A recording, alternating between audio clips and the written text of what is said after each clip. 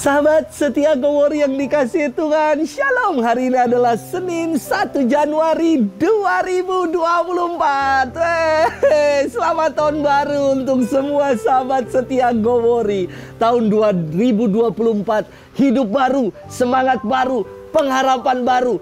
Bahwa di tahun 2024 pasti lebih baik, penuh dengan berkat dan penuh dengan pengharapan. Hari ini gereja merayakan Hari Raya Maria Bunda Allah. Dogma Maria Bunda Allah merupakan dogma Maria pertama yang diajarkan sejak konsili Efesus pada tahun 431. Keibuan ilahi atau divine motherhood dalam istilah Yunani disebut Theotokos, dalam bahasa Latin disebut Mater Dei atau birth giver of God, yang melahirkan Allah. Dogma ini dikeluarkan untuk melawan bidaan Nestorian yang membedakan dalam diri Yesus ada dua kodrat yang terpisah, yakni Yesus yang insani dengan Yesus yang ilahi. Kaum Nestorian menolak gelar Maria sebagai Bunda Allah dan menyebut Maria hanya sebagai Bunda Kristus atau Christos Tokos. Untuk menjelaskan dogma ini, saya mau pakai cara yang gasik, gampang dan asik. Jadi kalau ibu saya kini disebut sebagai ibunya Romo, mamanya Romo. Lah ini kan sama kayak ibu Tuhan.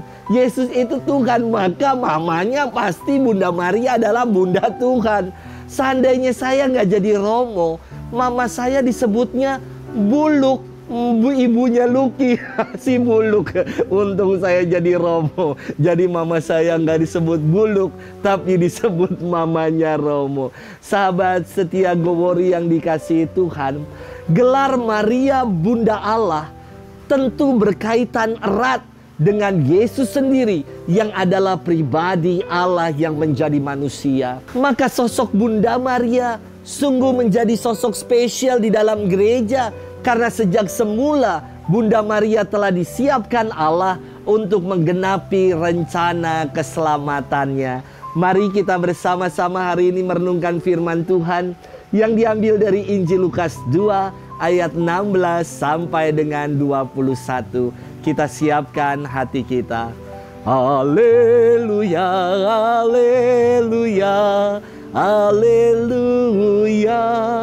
Pada zaman dahulu Allah berulang kali dan dalam berbagai cara berbicara kepada nenek moyang kita dengan perantaraan para nabi. Pada akhir ini Allah telah berbicara kepada kita dengan perantaraan anaknya. Haleluya, haleluya, haleluya. Tuhan bersamamu dan bersama rohmu. Inilah Injil suci menurut Lukas. Dimuliakanlah Tuhan. Para gembala cepat-cepat berangkat dan menjumpai Maria dan Yusuf dan bayi yang terbaring di lampin di dalam palungan.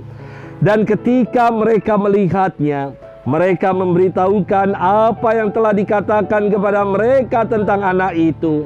Dan semua orang yang mendengarnya heran tentang apa yang dikatakan gembala-gembala itu kepada mereka.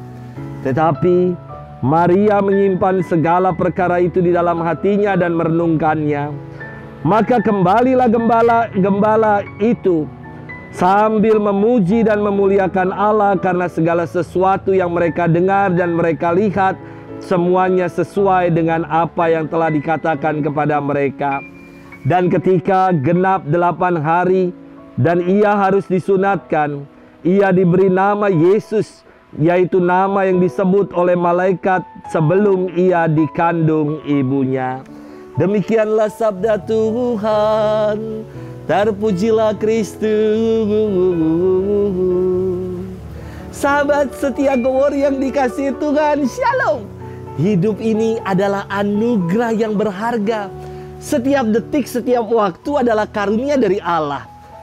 Semua pengalaman di tahun 2023 adalah kisah yang berharga.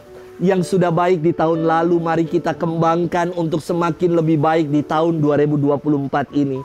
Dan hal-hal yang kurang baik di tahun lalu menjadi pembelajaran bagi kita untuk menapaki tahun 2024 dengan lebih baik lagi.